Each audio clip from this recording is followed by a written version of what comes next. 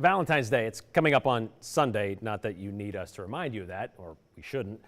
Can't walk through a grocery store or turn on the TV without seeing an ad for this Hallmark holiday. So instead of focusing on what you already know, that you better have the flowers and chocolate ready to go Sunday morning and a special dinner planned for later that day, we're going to focus on something you probably may not know.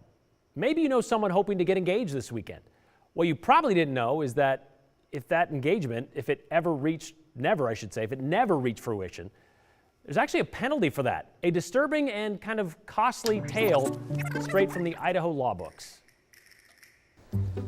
Jim Howell knows hidden deep in all those old Idaho law books are some pretty outdated statutes. And while studying for his master's degree, Jim broke into one old case of broken love, as crusty and stale as a 70-year-old piece of peppermint fudge.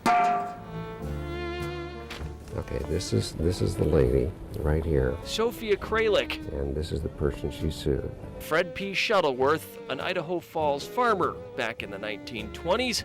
He had promised again and again to marry her. But by 1928, Sophia and Fred's love and any promise of marriage was crumbling like so many dying Valentine's roses. In fact, it gets in quite interesting detail of exactly how she felt she was jilted. Jilted after his seduction into lewd cohabitation and unchastity, to quote 1930 legalese. And as a result, after he failed to then marry her, she then sued him. Sued, citing an old Idaho contract law that if you promise to marry, and if you don't marry, you can be sued if you don't follow through. So don't cry for Sophia Kralik. After Fred broke her heart, she broke his bank. The award was $3,000. $3,000? And in 1930, we'll assume she lived at least semi-wealthily ever after, the law since forgotten. Which means she not only sued him, but it was held by the appellate court, which means, and since it's not been appealed today, that law is still in effect. Jim isn't sure if Kralik versus Shuttleworth would hold up today, but it does stand as premarital food for thought. I guess if you're going to make the offer, you better come through. John Miller, Idaho's News Channel 7. They had to whisper in that library. Crazy though, right? We wanted to know if that law is still on the books. Nearly 100 years after the case, guess what? It is.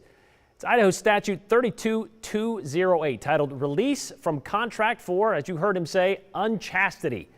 It basically states that if you decide not to marry someone that you promised you would marry, the other person could sue you. So you would have the burden of proving that they were being unfaithful during that time of promise, however.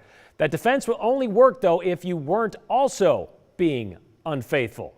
Hope that makes sense. So, yeah, you have to prove they were cheating, but you weren't cheating, and they then just decided not to marry you. By the way, Jim did earn his extra credit for digging up the case of Kralik versus Shuttleworth, and he did go on to earn his master's degree. Way to go.